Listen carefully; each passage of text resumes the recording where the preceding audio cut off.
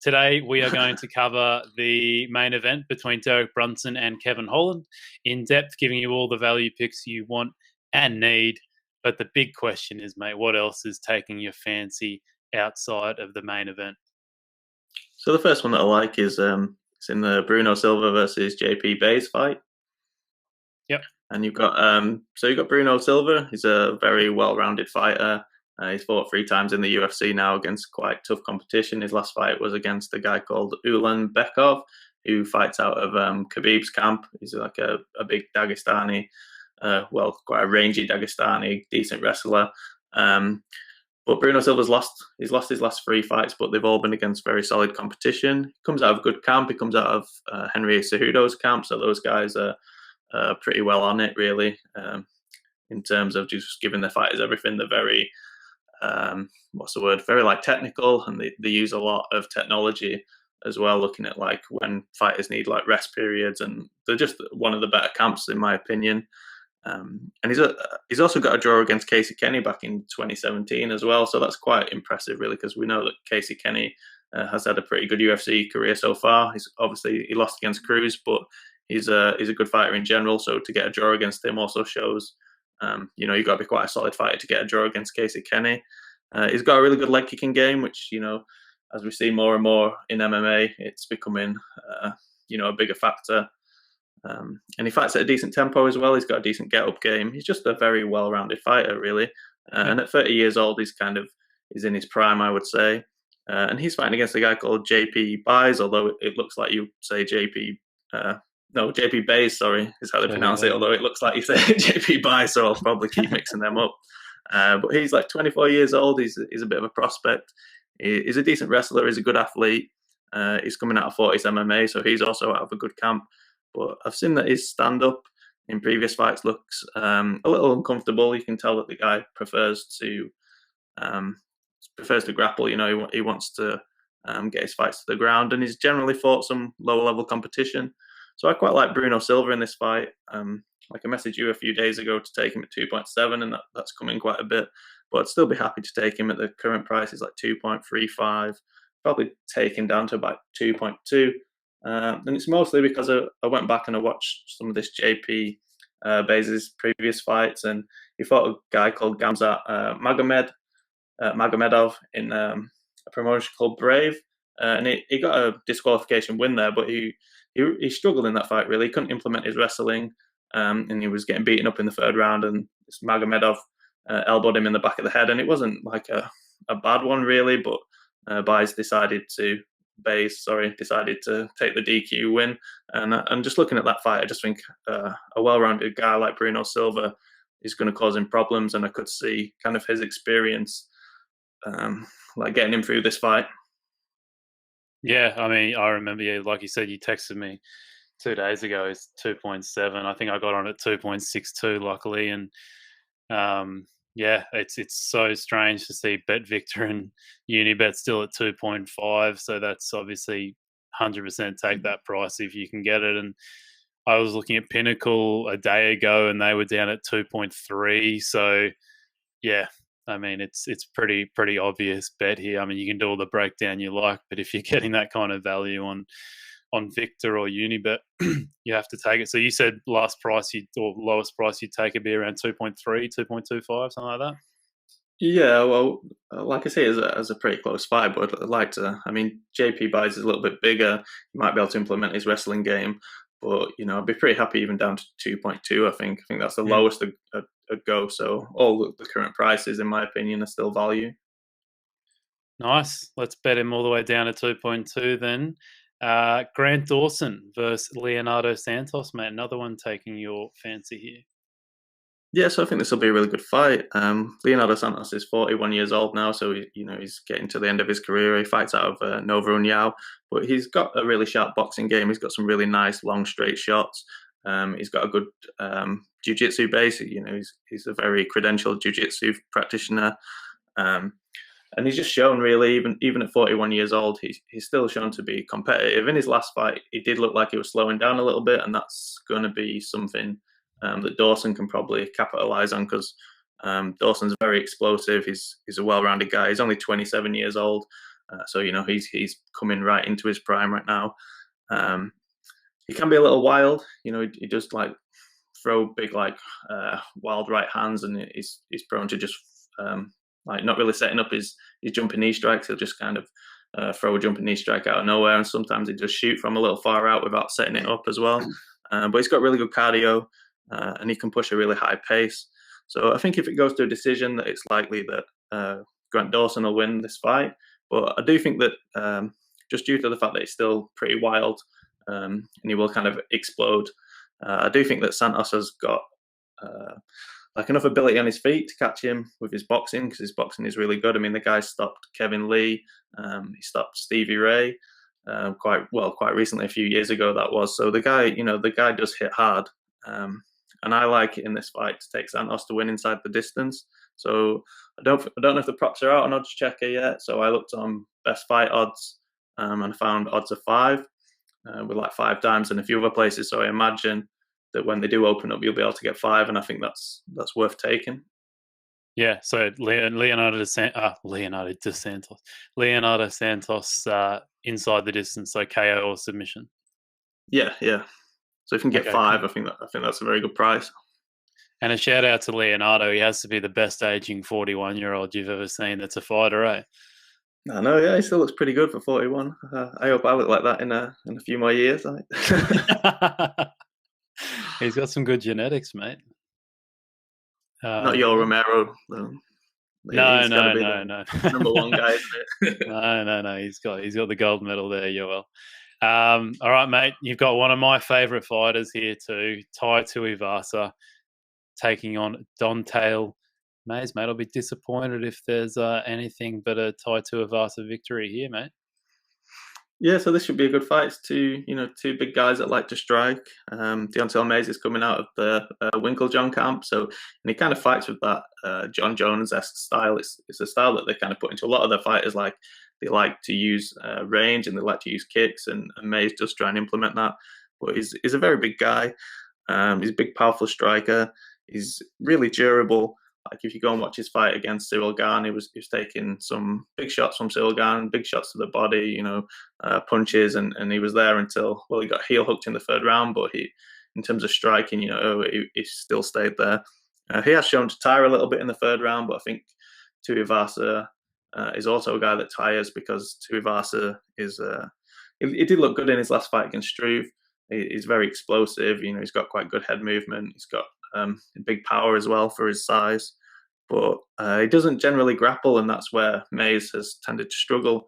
His losses have come against guys that are willing to implement the grappling, like Alan Crowder did that, and Nascimento did that. So I don't think Tuivasa, he's not. I don't really see him shooting in and trying to implement a heavy grappling game. So I think it's likely to be, a 3-round kickboxing fight, and I just think the odds are a bit wide here.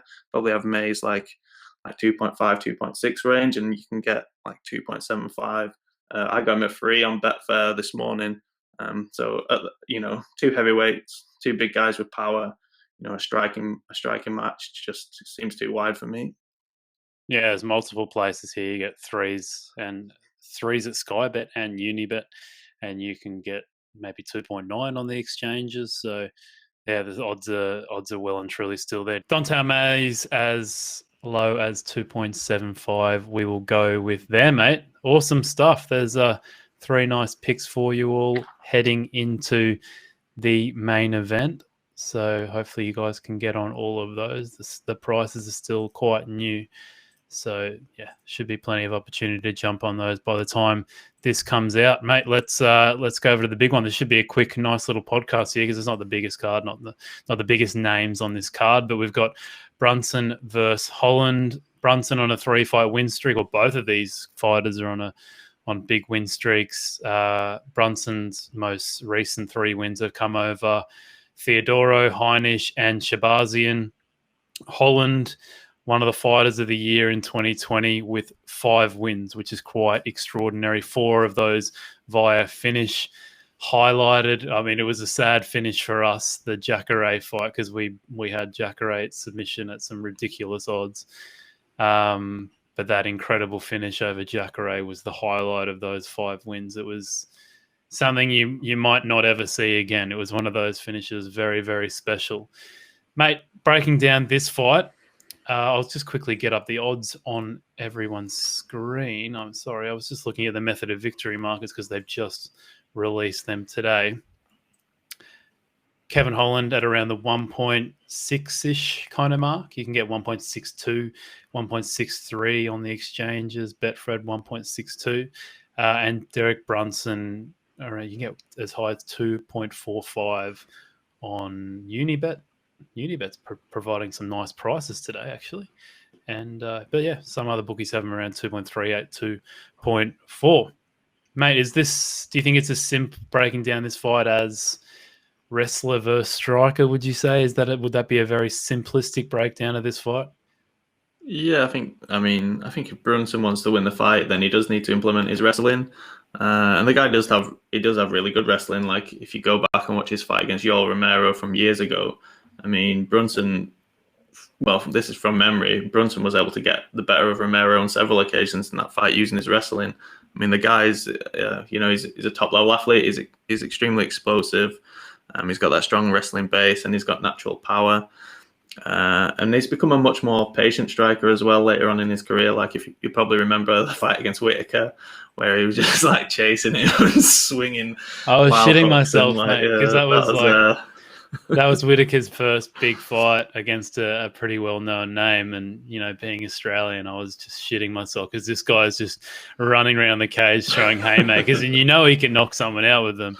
So I've never been that scared in my life. I was like, just run away from him. And it worked out well in the end. Yeah, we seemed to learn a little bit after that. Like, I think Whitaker just, he caught him, didn't he? I think, and knocked him out.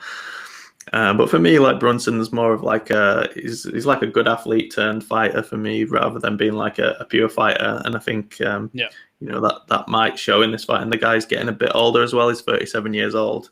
But his last few performances have been good. But I think Holland's the type of guy that's going to pressure him and make him work for 5 rounds. So like Holland is really coming into his own right now. You'd say that guy's hitting his prime right now. His confidence has got to be sky high after that. He can be taken down. That's the only big issue with Holland is we've seen like obviously we saw Jacare take him down, but it didn't end well for him. But in other fights, we've seen like Allen take him down and he got a submission. Stewart was able to implement some of his wrestling from memory, and Meerschaert as well was able to implement his wrestling. So Brunson does have he'll have seen those fights, so he knows that that's where Holland's weak, and Brunson could take him down and possibly just kind of dominate him and get in some good positions over 5 rounds. But I just think that Holland's, he's not the type of guy that's just going to sit on his back and accept it. He's the guy he's constantly working, and sometimes that does put him in bad positions. But I feel like unless like Brunson can maybe get a really dominant position in like the first 2 rounds, then he's going to tire. And I think that Holland's likely to finish him off, I think, in the later rounds and tire him out. So that's kind of the way I'm looking at it. So I'd either play like Holland to win inside the distance, which I saw at like 2.1, which it's not massive. I wouldn't say that's like massive value, but I think there's a little bit of value there. Or possibly I just look to play it live and, because I could see Brunson taking him down in the first round and winning that round. And then you're probably going to get like close to even money on Holland if it's a fairly like dominant round 1 for Brunson. So that would be another option, would be to look at that first round and see, if Brunson's able to take him down, and as long as Brunson doesn't cause a lot of damage, like, like make his eye swell up or open a big cut, then, I think Holland's going to make him work and finish him later on. So those are kind of the 2 ways that I look at it. Yeah, I had very similar thoughts, except I thought maybe it could potentially even finish a little bit earlier than round 3. And I did a bit of tape yesterday, which is a rarity for me. I finally got to sit down and watch some tape, and I thought this could maybe potentially. I think Brunson has grown a lot since then, but this could play out pretty similar to the Adesanya fight. Because if for those who don't remember, I was watching it back yesterday. Brunson was just shooting in for takedowns constantly. Adesanya just kept stuffing them. But I do think Brunson has the ability to get Holland to the ground. But Adesanya was just able to stuff all these takedowns, even the ones in the middle of the cage, because we saw against Jan he wasn't able to to stuff the ones in the middle of the cage, and that against the cage his defense was very, very good. But my kind of thought around this is that I know Brunson's on a win streak, and I don't think he's gotten. Would you say he's gotten better as a fighter? I would just say he's gotten smarter, and I wouldn't say his skills have improved or anything like that. Yeah, he seems to just kind of be a little bit more well-rounded, because I think for a while he was just training himself, wasn't he? Then, I don't think that's ever a really good idea. So now he is at a proper camp, and he does seem to have like kind of a fundamentally better, like a better game plan fundamentally, I suppose. He's not just rushing in, he's being a bit more patient, and he does have big power. I just think like Holland's shown to be extremely durable.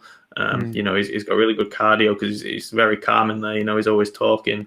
And I think he's got the type of cardio where, it's going to last 5 rounds, because he's not like super explosive. He's not super strong. He's just one of those guys that kind of maintains a good pace throughout 5 rounds. So if it was 3 rounds, then I'd probably back Brunson, just because I think he could, potentially control the first 2 rounds with his wrestling, win a decision. But over 5, I just think it favors Holland a lot more.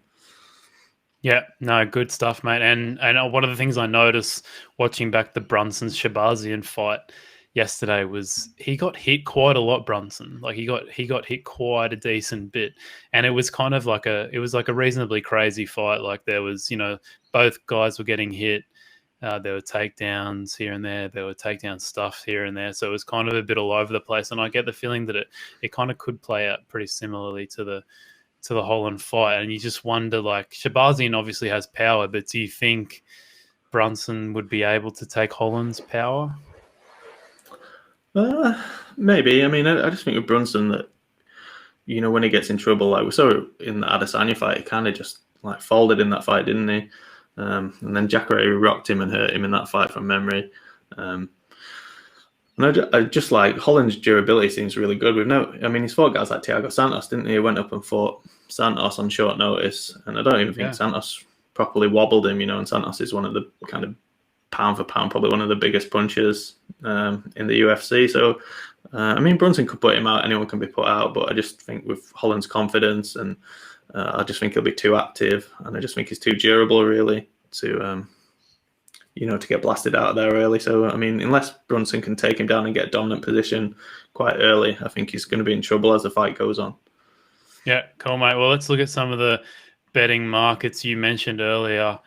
Holland inside the distance, which was one of the ones that I was waiting to come out today too. And I think I said to myself yesterday, anything over 2s, and I'd probably be interested in. You can get Holland, because you can't really see Holland eking out a decision victory, can you? And it's hard to pick whether it be TKO or submission. You would assume if you had to go one way, you'd probably go TKO or KO. But he has some very skillful jiu-jitsu, Holland, and I was listening to him on Joe Rogan's podcast, and it was quite interesting hearing his coach and him talk about his advancements in that kind of in the ground game. Yeah, he trains with Travis Luter, who's like a really, really good grappler. Like, you probably won't have seen him fight, but he fought Anderson Silva back in the day, and he gave Anderson Silva some trouble in that fight. So he's got a really skilled like jiu-jitsu coach, and like with Brunson's wrestling background, if he gets hurt, he could easily take some lazy shots and just leave his neck hanging there for Holland to take it. So I'd prefer. I think the KO is like 2.6, so I'd rather take that 2.1 and just cover yourself in case that happened. Yeah, 100%, mate. I'm not sure if there's any other bookies out there that are offering Holland inside the distance, because Oddschecker have only got Bet365 here, but most people, at least just about everyone in the world, can get access to Bet365. So do you reckon that's something you'll bet, mate? 2.1 Holland inside the distance? I might just go for the live play. That's what I was thinking, is just kind of look at how the first round goes and go with Holland there. But I'll probably be able to get a little bit better than that on the exchanges just by hedging the outcome. So probably be able to get like 2.2, 2.25. So that's probably the way I'll take it. But I'd take that 2.1 if that's kind of the kind of bet that stands out to you. I still think there's some value there. You gonna be awake, mate? Possibly. Might wake up for it. I do that sometimes. I just wake up for like the last few fights if I've got an opinion. Yeah, I think that's what I used to do back in the day when I was in Europe. But lucky now, mate, just having a cruisy Sunday and saunter over to the computer and watch a bit of UFC, mate. It's beautiful stuff. Lovely. All right, mate. Let's go. Get my little lower third up here. Best bet of the weekend. What are you going to go with? I like that Bruno Silva bet still. So like, obviously you get that 2.5. I think that's really good. 2.3 is still good as well. So that'll be my bet of the week. Yeah, awesome, mate. And I'll go with Holland inside the distance at 2.1.